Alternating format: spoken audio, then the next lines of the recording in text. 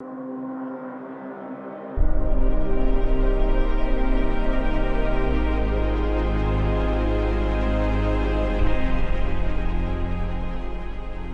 à tous et bienvenue sur ma chaîne Pixel et Vecteur. Aujourd'hui, on va parler de Photoshop et je vais vous montrer une manière de faire de l'or à la place de la peau pour avoir donc Goldfinger, si vous connaissez le film de James Bond.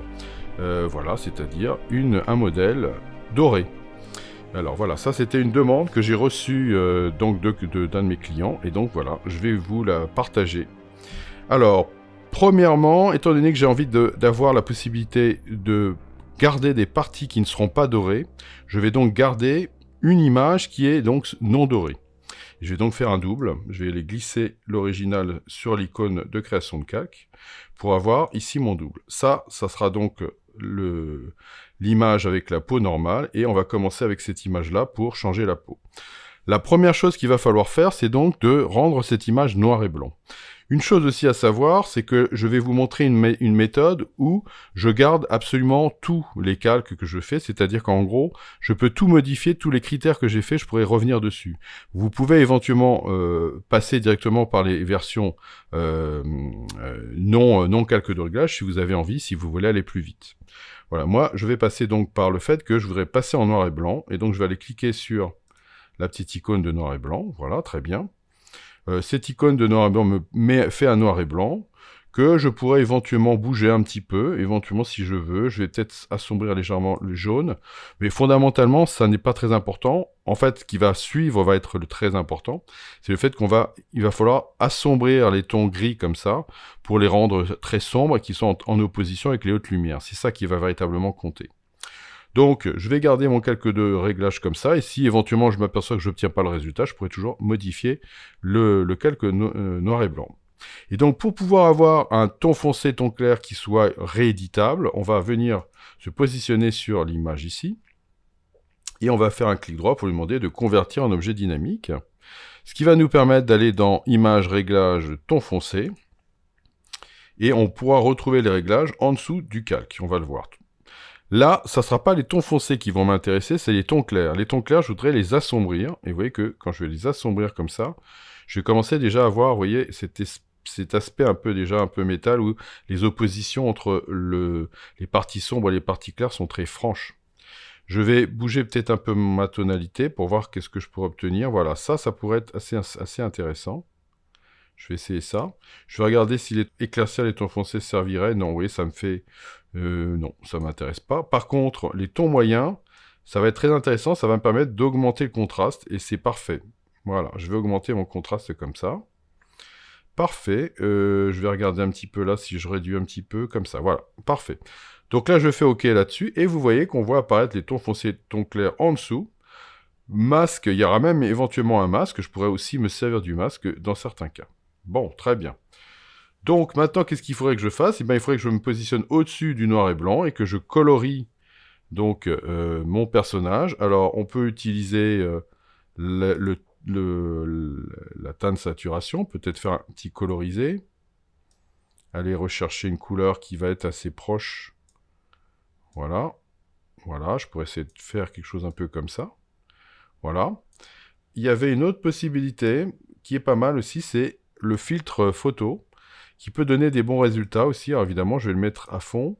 Je vais travailler sur la couleur que je vais aller rechercher en cliquant sur cet élément-là. Et en le disant, voilà, je vais essayer de trouver une couleur qui m'intéresse. Alors vous voyez, j'ai la saturation que je peux éventuellement réduire un petit peu. On va le voir en direct. Voilà, bon, moi j'ai envie de mettre une saturation assez forte. Voilà, et éventuellement dans la teinte, je peux changer un petit peu ma teinte. Je trouve que je suis un petit peu magenta là en trop. Je vais mettre 45 de magenta pour voir ce que ça donne. Ouais. Voilà, je vais faire quelque chose comme ça. Bon, après, pareil, on pourra le changer comme on veut puisqu'on aura un filtre photo ici. Voilà. Ça, c'est la première étape. La deuxième étape va consister en fait à créer un autre calque qui va reprendre la totalité de ce qu'il y a ici. En fait, un double de tout ça. Donc en fait, c'est très simple. Ce que l'on va faire, c'est que je vais enlever le petit œil de mon arrière-plan. Pour l'instant, je ne veux pas y toucher. Je vais appuyer sur la touche Alt. Option Alt, hein. Alt, normalement, c'est les Mac et les PC, mais sur les derniers claviers Apple, j'ai remarqué qu'il n'y avait plus le Alt, il y avait marqué Option. Voilà, je viens ici, et je vais lui demander donc de fusionner les calques visibles, et comme j'appuie sur Alt, ça va être sur un autre calque au-dessus. Et vous allez avoir votre résultat de tout ça au-dessus, sauf celui-là, puisqu'il n'est pas visible. Voilà. Et puis dans cet élément-là, que je vais nommer texture, ben voilà, comme son nom l'indique, je vais faire une texture. Et cette texture, je vais la faire avec la galerie des filtres. Et donc pour pouvoir éventuellement, pouvoir revenir en arrière, je vais faire un clic droit, lui demander de convertir en objet dynamique, ou bien aller dans les filtres, convertir pour les filtres dynamiques, c'est la même chose.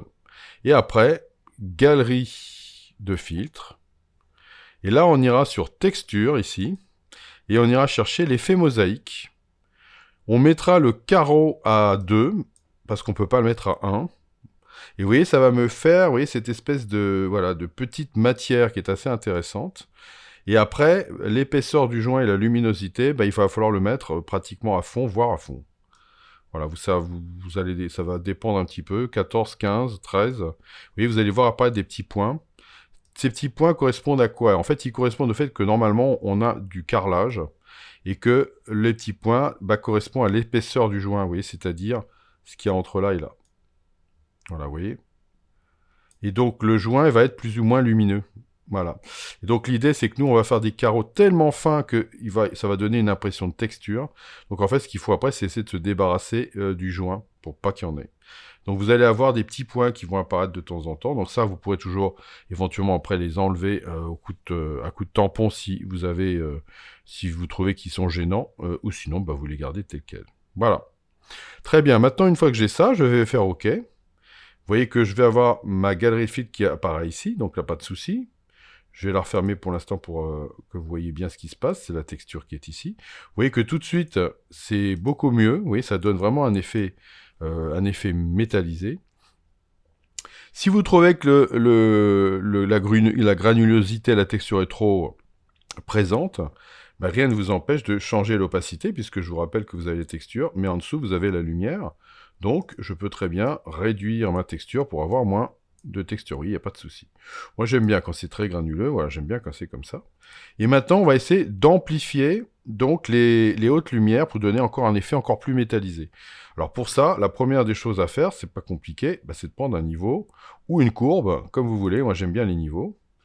Voilà, je peux éventuellement l'écrêter sur ma texture pour que ça ne s'applique qu'à la texture. Je vais prendre les blancs et je vais dramatiser mes blancs. Vous voyez, je vais faire quelque chose un peu comme ça. Je vais regarder ce que ça me donnerait. Vous voyez, je peux faire aussi quelque chose un peu comme ça. Ça peut être assez intéressant. Voilà, ça dépendra un peu de comment vous voulez que votre doré apparaisse. Si vous voulez qu'il apparaisse plus clair, vous allez dans l'autre sens. Voilà, moi j'aime bien un truc un peu contrasté, comme ça. Parfait.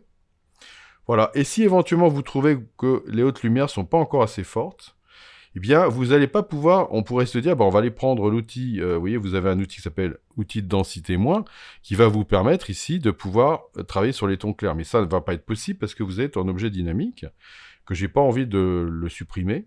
Donc en fait, je vais faire une autre ruse, je vais prendre un nouveau calque, voilà, que je vais mettre en mode incrustation. Et puis je vais peindre avec un pinceau en blanc, avec une opacité, voilà, je vais mettre à 50, puis je vais voir ce que ça donne à 50. Voilà, j'agrandis un petit peu ma brosse. Voilà. Et regardez qu'est-ce qui se passe. Voilà, je vais pouvoir comme ça augmenter mes hautes lumières. Voilà, comme je veux. Vous pouvez agrandir encore plus si vous voulez. Voilà, ça va dépendre de comment vous voulez travailler. Voilà, et vous voyez, je vais pouvoir comme ça aller sur les lèvres, par exemple. Lui mettre, voilà, des reflets encore plus forts, ici. Voilà, enfin, vous avez compris l'idée. Je vous laisserai faire. Voilà, vous voyez que là, j'ai envie éventuellement que ça brille un peu plus par là, comme ça. Ici, je vais en mettre encore un peu plus sur le bras. Voilà. Voilà, vous voyez, ça commence à devenir vraiment intéressant. Voilà. Je pourrais éclaircir un petit peu aussi les yeux, si je trouve qu'ils sont un peu sombres. Voilà. Et là, vous voyez qu'on commence à vraiment avoir un côté, texture or. Donc là, ça pourrait vraiment être très intéressant. Voilà, maintenant ce qui me manque, c'est que j'aimerais bien en fait retrouver les yeux d'origine. Le reste, ça me convient, les cheveux et tout, ça me convient, mais les yeux, j'aimerais bien retrouver les yeux d'origine. Donc en fait, ce que je vais faire, c'est qu'il va falloir faire un trou dans les yeux, ici et ici. Donc le plus simple, c'est de tout sélectionner avec majuscule, en foncé, et de venir glisser tout ça dans un dossier. Voilà, vous voyez, j'ai un groupe. Je vais remettre mon original, et dans le groupe ici, je vais lui demander, voilà, on va créer un masque. Je vais prendre un petit pinceau avec du noir. Alors, attention, voilà, je vais descendre ça, et je vais me mettre ici à 100%. Et là, je vais venir sur mon masque avec le noir, et je vais pouvoir peindre pour récupérer, voilà, mes yeux.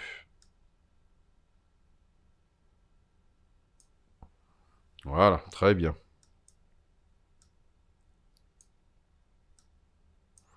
Voilà, mes yeux paraissent un peu laiteux parce qu'il y a une différence de contraste, parce qu'en fait, là, j'ai un contraste énorme. Donc, ce que je pourrais éventuellement faire, c'est revenir sur le calque arrière-plan, me mettre un niveau juste à la sortie là, et venir remettre du noir dans les yeux pour que ça donne un effet qui corresponde mieux. Voilà. Voilà, bon alors pour finir, je vais faire deux petites choses. Premièrement, on se rend bien compte que l'image est un peu trop sombre. Et deuxièmement, les yeux apparaissent beaucoup trop forts. En fait, c'est le blanc de l'œil que je trouve trop fort. Alors pour le blanc d'œil, ça va être très simple. Je vais rouvrir mon calque de niveau et je vais aller chercher les blancs. Vous voyez ici, la première ligne, c'est pour éclaircir, mais la deuxième ligne me permettrait d'avoir des blancs qui deviennent gris. Et je vais en profiter justement pour réduire un petit peu le blanc de mon œil pour que ça paraisse plus discret comme ça, voilà. On va faire quelque chose un peu comme ça. Vous voyez, la différence, elle est évidente. Si je reviens, non, on est à 190, vous voyez, avant, après. Vous voyez, c'est quand même vraiment beaucoup plus intéressant. Je vais donc me mettre dans ces eaux-là. Ça, c'est la première des choses. La deuxième des choses, c'est que j'aimerais bien éclaircir un petit peu. Donc, je vais me repositionner au-dessus de mon groupe. Je vais recréer un calque, voilà, de niveau que je vais écréter. Et je vais lui demander d'éclaircir un petit peu pour avoir quelque chose d'un petit peu plus, voilà, un peu plus, voilà, or métallisé. Ça me permettra d'avoir les cheveux qui sont aussi un petit peu plus détaillés. Et vous voyez que mes yeux n'ont pas bougé, ce qui me permet d'avoir moins de contraste entre les deux, et ça commence à devenir beaucoup plus intéressant. Voilà, et puis à partir de là, ça y est, maintenant c'est fini. Voilà, donc j'espère que ça vous a intéressé et que vous ferez vous-même vos propres réglages à vous et que ça sera même mieux que moi, j'espère. Et je vous dis à bientôt pour d'autres aventures sur Pixel et Vecteur.